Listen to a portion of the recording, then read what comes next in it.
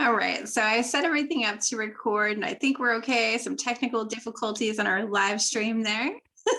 Can you hear me okay, Gail? Yep. Yep. I'm Okay. good. All right. So I wanted to introduce Gail Wood. Gail, go ahead and introduce yourself. Tell everybody a little bit about you in case they don't know you. Okay. Yeah, I'm Gail Wood. I've been a massage therapist for over 25 years, and I'm also an esthetician. And just during that time, I had the opportunity to own a couple of my own businesses, to work for a lot of people in a lot of different situations. Um, and through all of that, I learned a lot about marketing, promoting myself, making money in the massage industry. And so now I teach and share and help other people with their marketing. It's generally not something that massage therapists love. It's not so, but I love it. And I could talk about it, all day, every day. And you pretty much had to learn how to do all your own marketing on your own, huh? I did. We didn't really have much of it in my school, close to none. I think we had one day, and it was, make a business card and try to find groups to speak to, was kind of the whole gist of what they told us to do. And so when I came home from massage school, I just thought, oh, I'll start a little massage business. I didn't have the slightest idea how to market myself. So I ended up, going back to my day job, which was at a bed and breakfast. And luckily there, they gave me the opportunity to do massages, as long as I also did housekeeping and cooking. It's a lot of work. So that was a kind of a good start for me to just practice doing massage and work on my skills. And I didn't really have to do much marketing there. They kind of had a built-in clientele. When I did finally go out on my own is when I really was like, okay, what am I going to do? I have to get clients in the door. So I was in a very small town, a little ski town, summer golf resort kind of place. So we had a really busy summer season and fall season. And then my first November in that business, it was just dead. And I thought, okay, well, I got to figure this out. And so I just started trying different things. And it was so fun when things started working.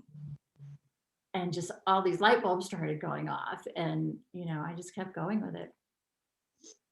Yeah, definitely. It's really fun when your marketing efforts actually pay off. Mm-hmm. So I wanted to ask you some questions about digital marketing. So as far as like social media platforms go, what are the ones you would recommend the most for somebody in their massage practice now? Well, I would look at who's your ideal client and what social media platforms are they on. So for most of us, I mean, if you're in your 20s or 30s, your ideal clients might not be your age. They might be older than you. So just really thinking about where your ideal clients are hanging out. And also, I don't think it's helpful to try to do something that you don't like to do or don't want to do. So kind of mixing that with where you like to hang out and the kind of content that you like to create. I would say probably Facebook and Instagram. I don't know, for a massage or a spa business, that jumping on every new bandwagon that comes along is going to pay off. You might reach people, but are you going to reach your ideal clients and people that are going to, call you and book an appointment? So I think just being active on one or two platforms is plenty. It's very overwhelming to try to be everywhere doing everything, and you'll dilute your efforts. So I think just picking one or two to focus on. I like Instagram for local businesses, especially because you can do a lot of local hashtags. Oh yeah, I love that. That people in your area follow and look for. Like in my area, we have like 828 is great, and just all different ones about the mountains and food, North Carolina. And so you can kind of integrate those hashtags and reach new people that are in your local area. I think that's a really good tip. That's something that I had to learn kind of on my own too. I think, everybody's using these hashtags, but you're like, how do these things actually work? So it was really cool when I figured out that, people are going to search for my city. And if I put, it's the same kind, if they're going to search on Google and they're going to look for massages in Phoenix, right? They're going to look for massage Phoenix AZ or something like that. You put the same hashtag in Instagram, that's where you find the massage therapist in Phoenix, right? Yeah, and what's nice now is people can follow hashtags.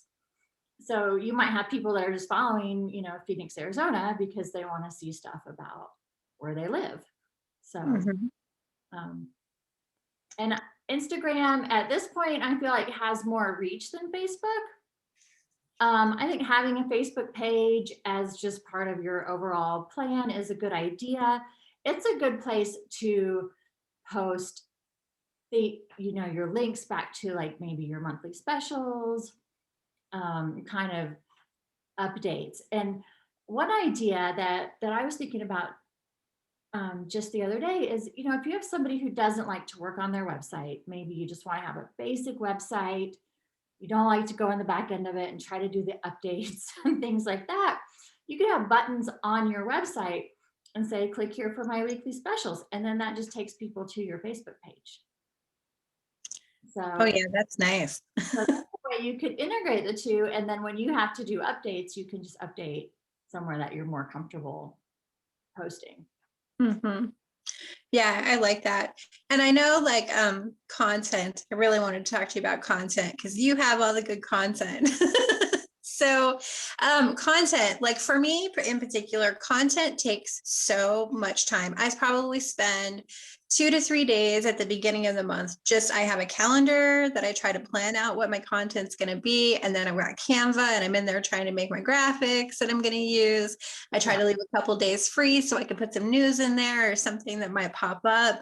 But it's a lot of work to create all of this content. And then on top of that, I got my Facebook page, I've got my Instagram, I have a Twitter, I have a TikTok, I have all of these social media platforms.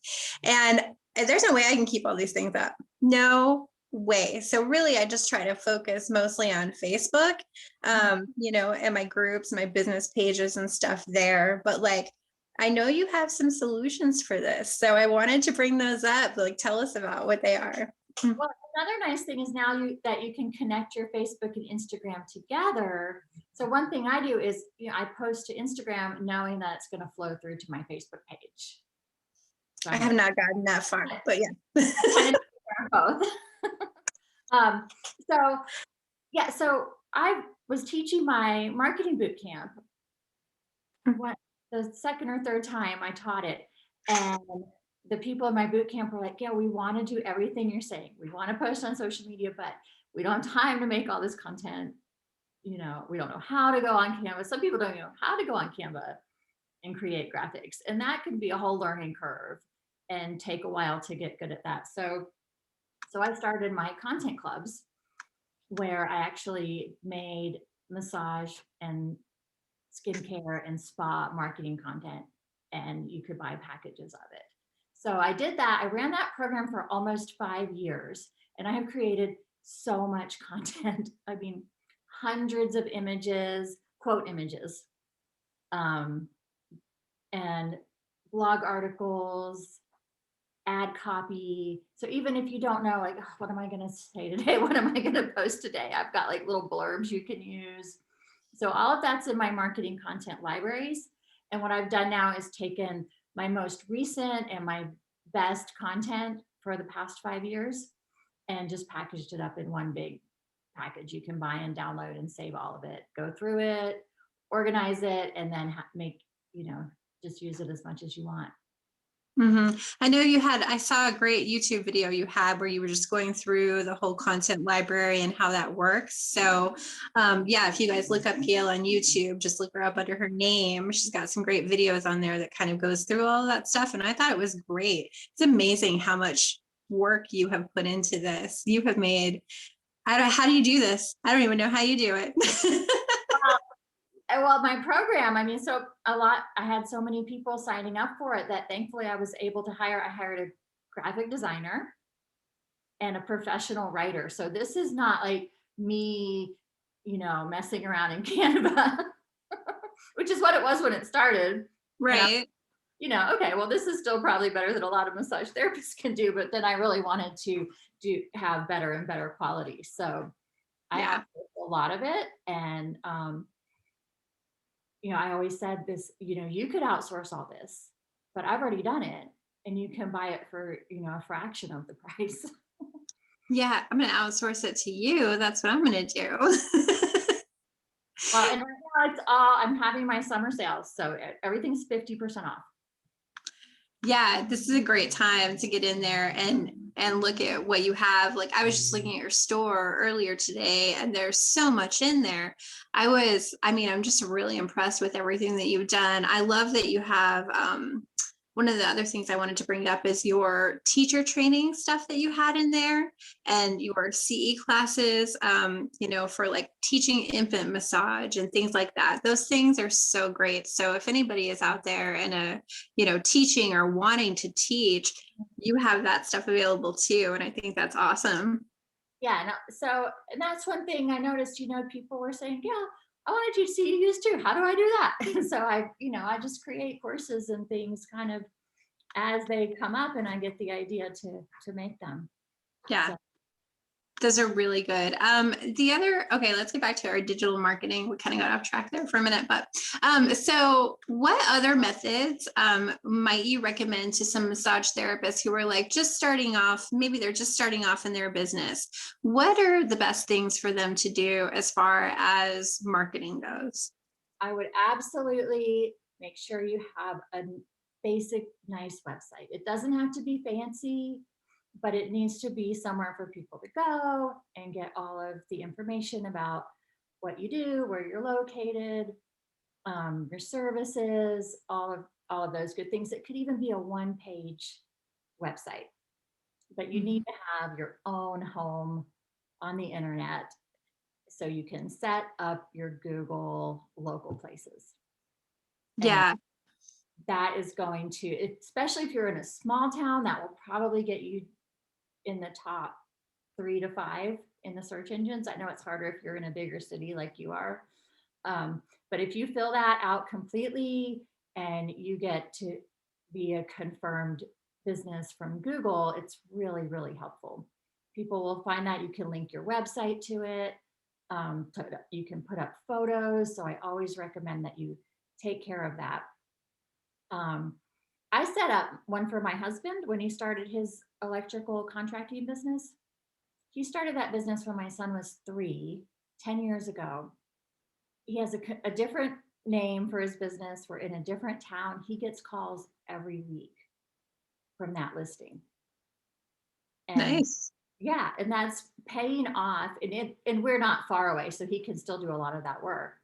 He's like, this is paying off 8 years later. It took me about an hour and a half to get it set up. So, and the reason it's working so well is nobody else has bothered to do it. And really, that's often a lot of times what will set you apart is just that you took action and somebody else didn't. Yeah, that's true. So I know like for my website, I use GoDaddy and I just kind of wanted to put that out there. They're local to Phoenix. I know a lot of people don't like them, but I got a discount on my websites because I know an employee there. So I'm using them. And one thing I really liked was their website builder. Super easy. I mean, I didn't really want to spend a ton of time like trying to figure out how to build my site and code it and all that stuff. So I just went with that option. It literally took me like less than a day to set my website up completely. And then they also have this websites plus marketing upgrade that you can get. So I manage like my entire email list in there.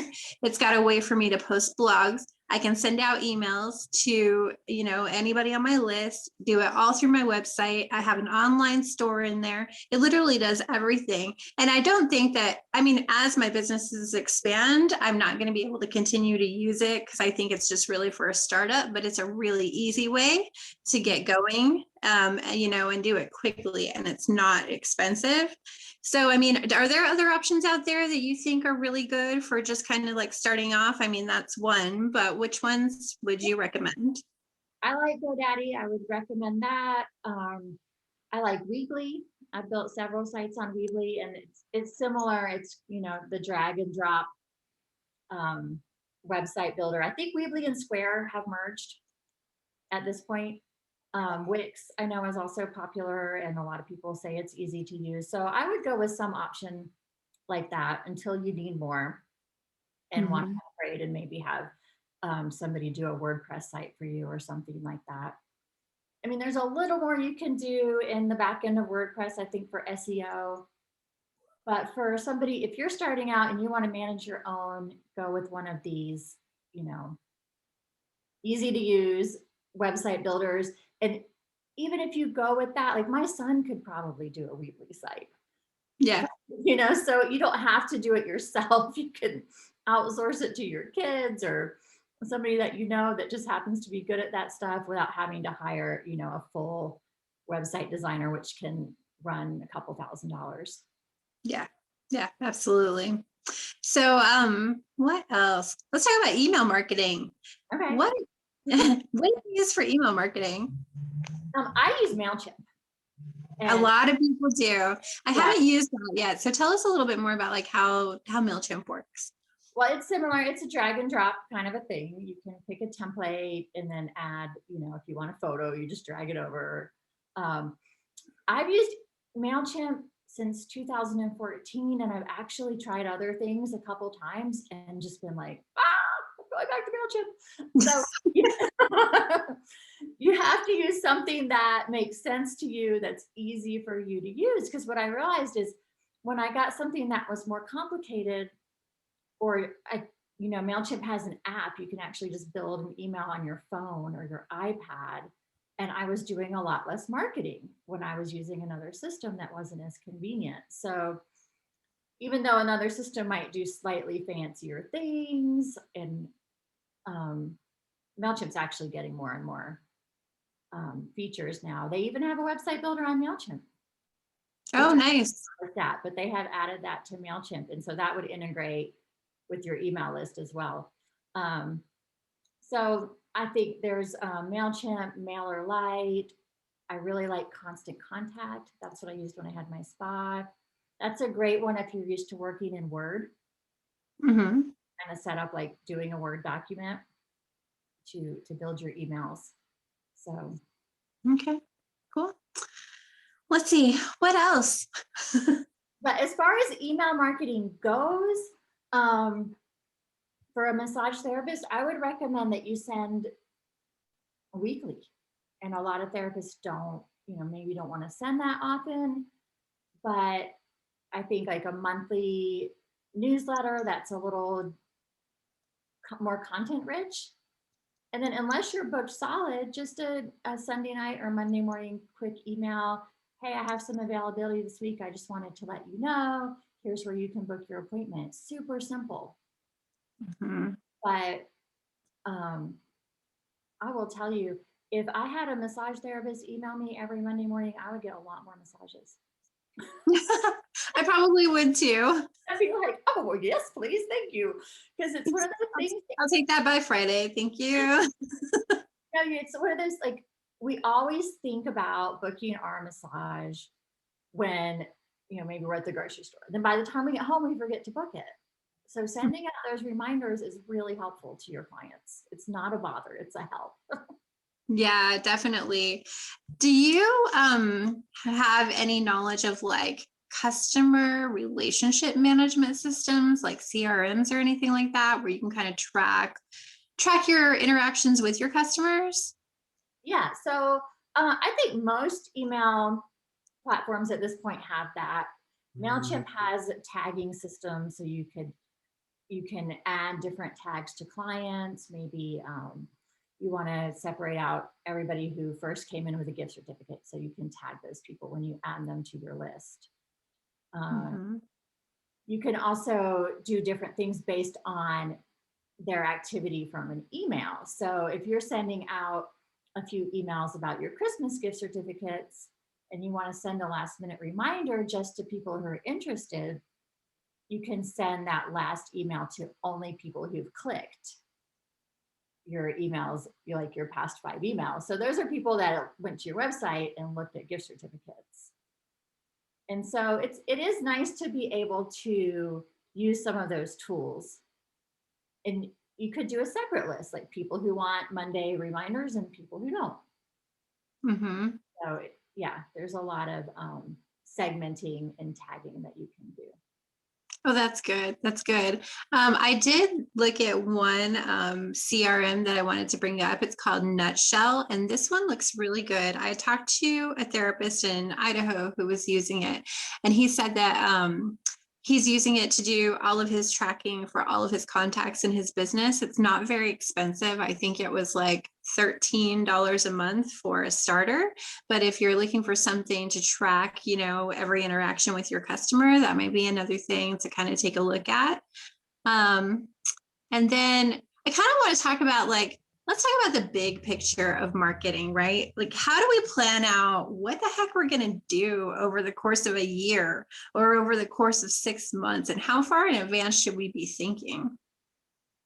Well, I would put together kind of your foundation, which to me would be, you've got your website, you've got your Google places, you've got your social media presence in your, your profiles filled out and everything like that. And then I would look at, what do you want to do for local networking? I always recommend that you're in at least one local networking group and you actually participate and take advantage of your member benefits. So, when you join a networking group, they'll give you usually an email blast to their whole list, a listing on their website, which helps you with your SEO to have those backlinks. So when you join a networking group, get the list of member benefits and really use it as a checklist to make sure you take advantage of all those member benefits, because it's easy to forget what they are. And some of them are time sensitive. So I always recommend that. And then kind of think through, well, what am I going to do? I'm a member of this networking group, maybe go to one event per month, or just figure out what's going to work for you. And then the fourth one is, I still recommend some printed marketing materials. I like them. I think they really work now because, again, not a lot of people are doing it. Mm-hmm. So some kind of rack card or postcard or something that, if you're someplace where you think your ideal clients hang out, you can leave some of your business information. Because people might not be walking around thinking, gee, I need a massage.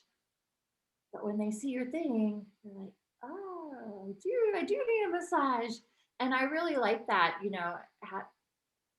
somebody being able to just put your thing in their purse and have it later when they're at their, when they're able to contact you. So I think those, to me, those are kind of your basic things. Have those things in place and then work on, okay, what's my plan for the year?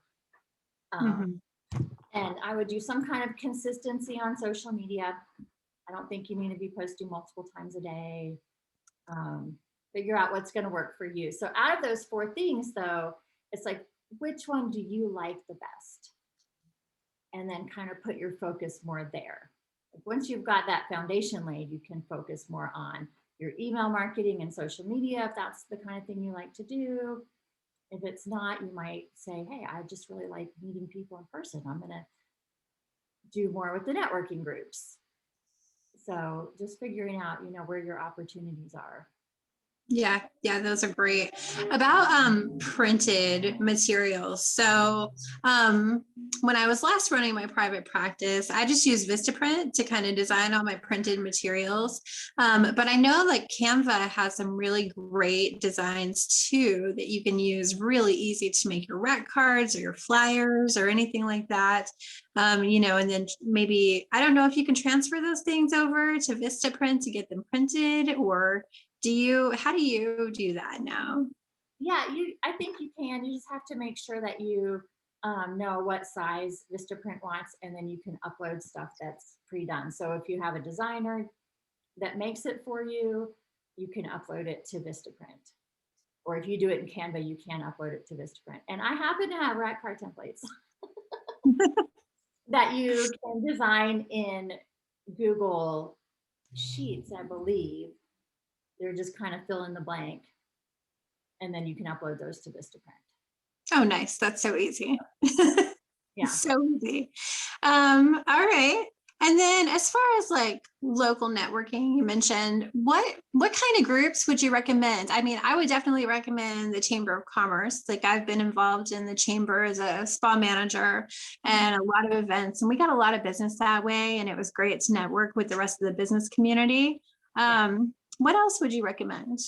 Well, I would recommend just, do some research, see what kind of groups are in your area, see how much they cost, see, are your ideal clients there?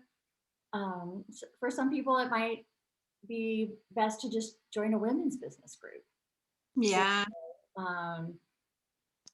Or a downtown association. If your business is downtown, you might not need to join the whole Chamber of Commerce. So I would just see what's available. I think for most of us, the Chamber of Commerce is normally a good choice. There's a good variety of people there. And it's not all about the other members becoming your client, but it's about, you referring to them referring to you, and just growing your network overall. So I like the Chamber of Commerce. They tend to be pricier than some other networking groups. There was a little town business association I used to be a member of that was $35 a year. And then the Chamber of Commerce was $350 a year. So, yeah, I'm like, that's not bad. Yeah. So it depends, like if you're on a tight budget, just don't close yourself off from the possibility that there's a group you can join. You might just have to find the right group, or even make your own. Yeah, that's always a great idea too. Make your own group.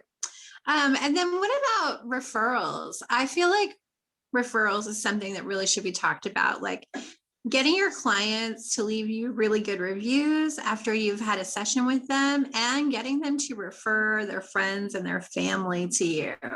Like, what's the best way to go about doing that, you think? I think the best way is just to make sure they know that you're taking new clients.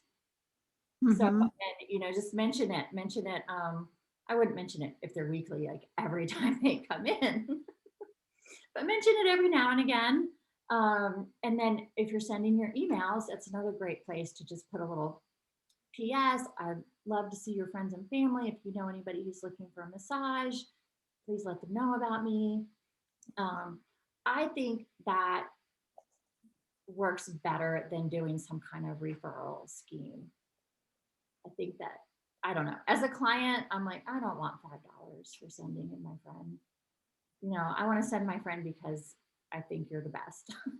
Yes. So I think just making sure people know, because a lot of times clients, we think it's obvious. Oh, well, of course they know I want more customers. Well, no, they don't. If you don't tell them, they might think you're all booked up, or clients will actually not refer to you because they want to keep you a secret. That's what my husband and I do with our massage therapist. I'm like, don't tell people about Zan. We want her to be available when we call her. I know. I think that happened to me a lot too. People would just be like, no, I'm not referring you. I need you. But she's also my friend, and she's in her 70s. So I know she's not looking for a lot of new clients. But that's really funny. The way clients think, they're like, I don't want to send her too many people. She'll be too busy for me. But that leads me to the next thing that I think is really important, and that is get your clients in those standing spots. Like, get them on the regular schedule, and they'll know, like, oh, my time with Stephanie is every Thursday at 4, and it is in the books till the end of time. Yeah. So, and that eases that worry, because they know they've got their time. And that's how I would always book people for standing appointments. I'd be like, let's just get you in. We don't want, all these people to get up here from Florida and take your spot. Right. So what other advice might you have? I don't really have any more questions for you. So is there anything else that you think is important as far as marketing goes for people to know? As far as marketing goes, I think it's just a matter of, doing the best you can with what you've got, with your current, budget and skill level, and, not getting caught up in this, well, I can't do this because, I don't have the money to make it perfect yet, or because I'm not a professional, graphic designer. Anything you make and put out there is better than not doing anything. And everything can always be improved upon and upgraded, but, get yourself out there and have fun with it. Yeah, definitely. There was one more thing I just remembered. What about ads, social media ads? Do you ever use those? And do you think that they're helpful? I have done a lot of Facebook ads in the past. Hmm. Yeah, I think they can be helpful. But my best advice would be to start really small, maybe $5 a day at the most, and test things and see what's working. And again, I like just that slow, steady approach. Mm-hmm. You can just maybe change your ad once a month and just keep your $5 a day going. And it's like everything else, it's kind of a long game. It's not like, it's not, I put $5 into Facebook and I'm for sure going to get a client. Right.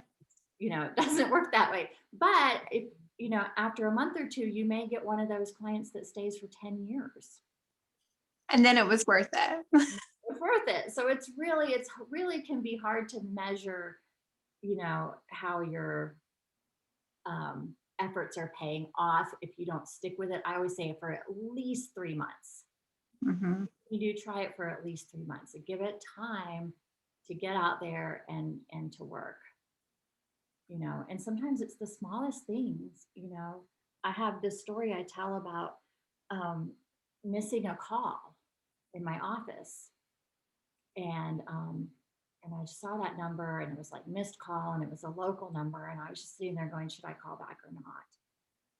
Before I could talk myself out of it, I just pressed, redial and called them back. And I said very professionally, hey, did y'all want a massage? And she just busted and cracked up. And she was like, oh my God, it's the psychic massage therapist. And those two ladies in that office were my clients for 5 years and 10 years. Oh my goodness, that's amazing. And so I call that, I'm like, that was like my $50,000 phone call. That one little thing. And I'm listening to a book by Mel Robbins for the second time through, but it's called The 5-Second Rule. And it's all about that, just like taking those quick actions and not letting yourself, get up in your head and talk yourself out of things. So, so yeah, get that book on Audible. It's very fun and inspiring. The 5-second rule. Mm-hmm. All right, I'm gonna write that down. All right, Gail. Well, it's been really great to talk to you today. So tell us a little bit about your sale. I know you got a 50% off sale going. So tell us what's on there. I do. It's my summer sale, and it includes absolutely everything on my Massage and Spa Success website, all of my done for you marketing content, all of my home study courses, ebooks, planners. I have classes on doing spa services, marketing, teaching infant massage, teaching couples massage, rebooking. That's one of my, I feel like, best and most popular classes, one that you'll definitely make your money back on quickly. Yeah, so it's massageandspa-success.com. Just go check it out, have a look around. If you have any questions, send me an email. It is gail@elevatewithgail.com. Awesome. All right, Gail. Well, thank you so much for joining for me today and talking about marketing. Yeah, you guys look Gail up. I think she's absolutely fabulous. One of the best content libraries that I have seen for massage marketing. Highly recommended. All right, Gail. Thank you so much. Thanks. Bye. All right. You have a great day. Bye.